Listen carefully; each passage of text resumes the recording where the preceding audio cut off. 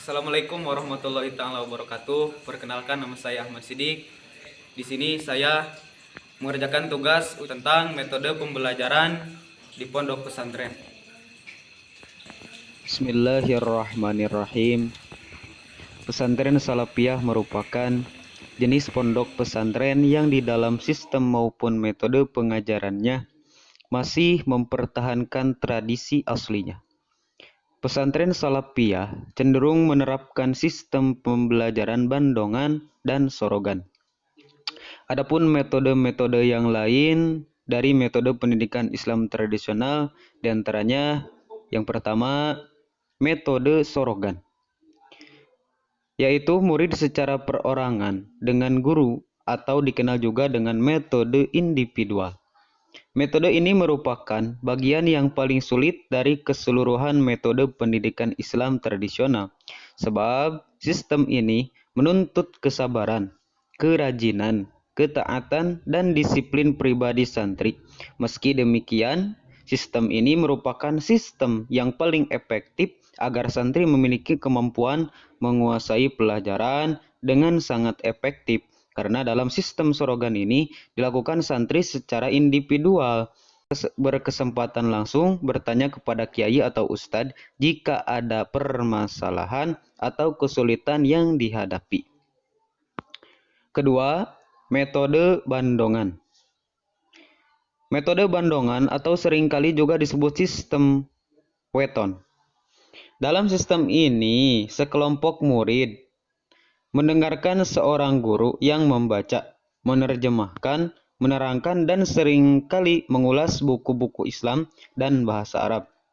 Setiap murid memperhatikan bukunya sendiri dan membuat catatan-catatan tentang kata-kata atau buah pikiran yang sulit. Kelompok kelas dari sistem bandongan ini disebut halakoh, yang arti bahasanya lingkaran murid atau sekelompok siswa yang belajar di bawah bimbingan seorang guru. Dalam pesantren, kadang-kadang diberikan juga sistem sorogan, tetapi hanya diberikan kepada santri-santri baru yang masih memerlukan bimbingan secara individu. Ketiga, metode halakoh adalah kelompok kelas dari sistem weton atau bandongan. Halakoh yang berarti lingkaran murid atau lingkaran belajar santri.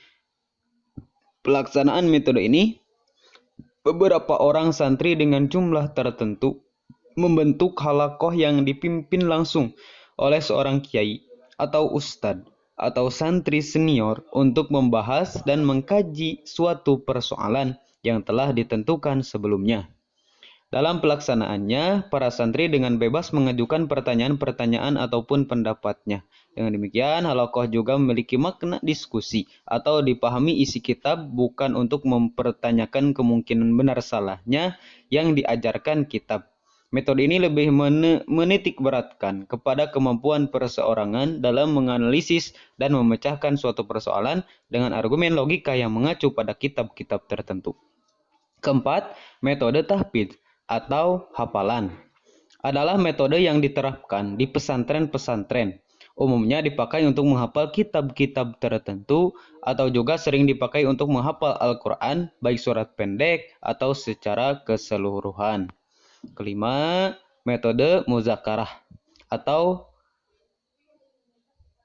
basul masail adalah metode pertemuan ilmiah yang membahas masalah diniyah, ibadah, akidah, dan masalah agama pada umumnya. Metode ini digunakan dalam dua tingkatan. Pertama, selenggarakan sama santri untuk membahas suatu masalah agar terlatih untuk memecahkan masalah dengan menggunakan rujukan kitab-kitab yang tersedia. Kedua, mudzakarah yang dipimpin kiai di mana hasil mudzakarah santri diajukan untuk dibahas dan dinilai seperti dalam seminar. 6. Metode ceramah adalah cara penyampaian materi pembelajaran dengan mengutamakan interaksi antara guru dan murid, di mana seorang guru atau kiai menyampaikan materi pembelajarannya melalui proses penerangan dan penuturan secara lisan kepada siswanya. Ketujuh,